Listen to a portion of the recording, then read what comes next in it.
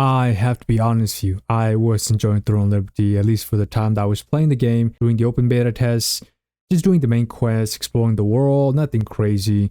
You know, visuals and graphic of this caliber, I think a lot of people can get something out of this game. But speaking in long term of things, Throne Liberty got a lot of things right. From again, graphics, the performance really stable for the most part, the open world is smooth and consistent with little to no loading screen at all, which is very impressive. And the story is pretty good as well from MMO, I can't lie. But among them, the two most important features are poorly chosen or are lacking. You can probably guess what they are. These are the combat style and the monetization. Let's get the business model out of the way first. Now in the open beta test, they do give out lucens, which is the currency used to purchase items in both the in-game special shop and the auction house, and it is the currency you can purchase with real money. The auction does contain various items and equipments that can help you facilitate your overall progress, though it wasn't available during the beta from what I've seen. I don't know if it was because I wasn't high enough in terms of level, or it was closed during the beta, but regardless, the auction will be the main center for lucen.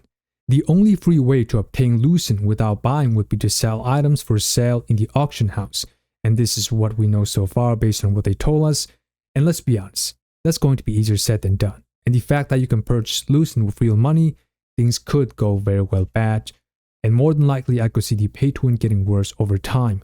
A feature and model like this. With a game and publisher like this, I always say expect the worst. They did mention they may add other ways of obtaining lucen in the future, but that in itself means nothing.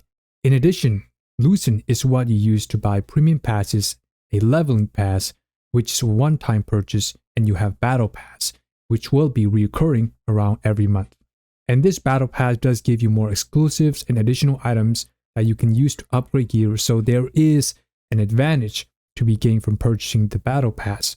This aspect of the game will always linger around to potentially become more and more predatory over the course of several years, especially when we take a look into the amount of time you spend collecting and upgrading equipments. This game has all sorts of upgrades from your skills, which is just completely unnecessary. You can upgrade your weapons and armors as well, and then you also have your stats. I often find myself spending more time upgrading skills and gears than actually playing the game, to the point that I just went ahead and continued doing the main quest without worrying about it. But I can definitely see how this aspect of the game can further make the pay-to-win even worse.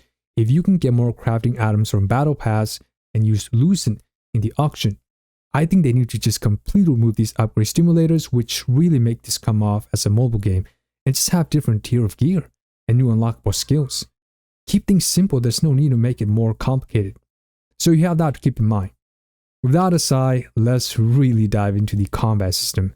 Ever since we found out that Throne Liberty was going to adopt a tab-tolerant combat system, many, including myself, became confused and lost as to why you would choose such an outdated and limited mechanic in a game that uses Unreal Engine 5 and is capable of delivering a smooth performance in a massive seamless open world. Why advertise this game as something that appears to be next-gen in almost every way except the two most important features being dragged out from games that came out, what, decades ago?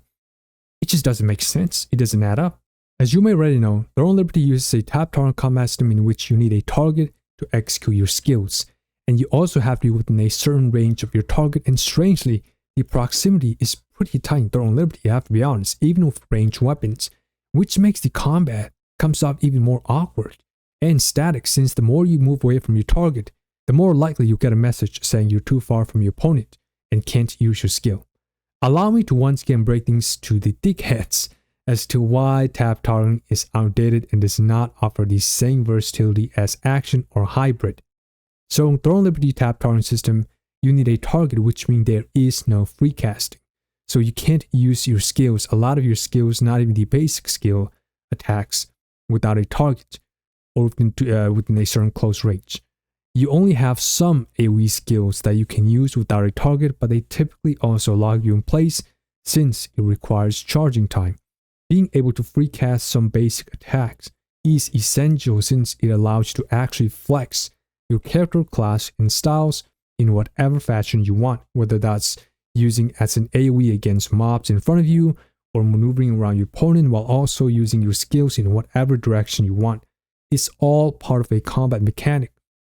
It's part of a dueling strategy, whether you're up against a player or an AI. No free casting means you will always be at the mercy of the system targeting feature in regards to when you can activate your skills and in what direction. This makes for a gameplay that is not fun at all, not in the long term, or even short term if I'm being honest. It isn't dynamic. It's static and clunky, not to mention, you probably heard the skill animation Throne Liberty don't have much impacts either. A target-based skills with no free casting and long range are the perfect recipes for static gameplay. For example, let's take a look at the Greatsword weapon. A Greatsword is a pretty large weapon. It has a greater length than most weapons, so logically speaking, it should have longer reach towards your opponent. But that's not necessarily the case in Throne Liberty. The Greatsword has about what seems to be similar, if not the same reach as other melee weapons. At least that's what it feels like. And regardless, you still have to be pretty close to even execute or use your skill, which makes it come off really clunky and odd to use. In addition, the fact that the system auto-path you if you're out of range in order to use your skills, it makes the combat even more awkward. It just feels really unpolished. I keep mentioning this, but even Aya and Stardew Republic has more fluid combat than this. And the combat in those are pretty outdated and don't really have much fun factor in them, so the bar is already pretty low because even Stardew Republic, the range to use skills even for your average lightsaber is longer than a Greatsword, which makes no sense whatsoever since Greatsword should have greater reach. Even your staff or bow don't really give you that big of a distance between you and your opponent to use your skill. It all just comes off very unfinished and awkward. Speaking of unfinished, let's talk about the parry dodge skills because I don't know how they put something like this out instead of fine-tuning first. Again, the animation and speed of your dodge is so clunky and quick, you can hardly even call this a dodge.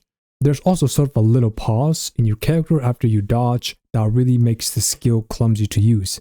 How is that a game as outdated as Continent of the Nine has better dodge than something that's supposed to be next gen? Forget next gen, even Guild 2 has better dodge than this. You might as well remove it considering how unpolished it is. Now back to tap targeting, because targeting and positioning are automated by the system, there is less emphasis on the player skills in terms of aiming or dodging. This applies to AI enemies as well. It isn't just about you as the player, but the AI also benefits from the system when they hit you without having to aim in your general direction. This is why action mode in tap targeting is completely useless, as it only applies to you, and heck, even these modes don't drastically change the combat, if any at all, as you still can't free cast. As a result of a target-based system and static combat, the primary differentiator between you and your opponent often becomes the quality and optimization of your gear, your accessories, balance, stats, and any other factors, outside factors. These will always play a role, but they are so much more, again, emphasized in tap targeting because of the nature of it, right? Because of the elements that I've just mentioned. All of these make for a really bad combat experience, which is counterproductive, again, to a game that has massive, seamless open world with updated graphics, large-scale PvP. Very odd choice of a system, wouldn't you say? Though recently there was a patch in Throne Liberty Korean server where you have a specialization feature that allows you to change skills from making AoE larger to reducing charging time and even allowing you to cast your spells while moving. And remember, I said skills changes, not combat, because I want to break this section down as simple as I possibly can, so people understand this, because a lot of people unfortunately do not. There is a difference between a skill change and combat change. The two are different. Both can supplement the other, but they are not one and the same thing. So far, the changes that I'm seeing are just amping up the skills and allowing you to customize each of them to have different effects than the core version. None of these addresses the issues of tap targeting that I mentioned. Now, don't get me wrong, these changes are better than nothing. They certainly have more visual appeals, and the large AoE does help against mobs, but once again, the fundamentals of tap targeting still persist. You can't free cast, not even the basic attacks. The range is still too tight and awkward. The dodge needs polishing, it needs to be reworked. The combat system puts you too close-knit with your opponent. This is the nature of tap targeting, and the combat will always be the same regardless of how much more flashy the skills look or the little changes or customization they allow you to make. And no, this isn't hybrid. I read some people are saying Throne Liberty has hybrid combat system, and anyone sprouting this nonsense has no idea what they're talking about. Hybrid has plethora of free cast and movement skills involved, and that clunky dodging in Throne Liberty certainly doesn't help the argument either. People are hyping up these changes as if we don't already have better case of tap targeting from MMOs that came out, the last 2 decades? I think there are 2 things that are really causing people to have clouded judgments. 1. Throne Liberty already got bad feedbacks ever since we saw how the combat looked at first, and so at that point, everyone's expectation for the game was already so low that anything above it, even an inch, would have given it more lenience. Another factor in play is the beautiful graphics and the consistent open world of Throne Liberty, not to mention its mostly stellar performance.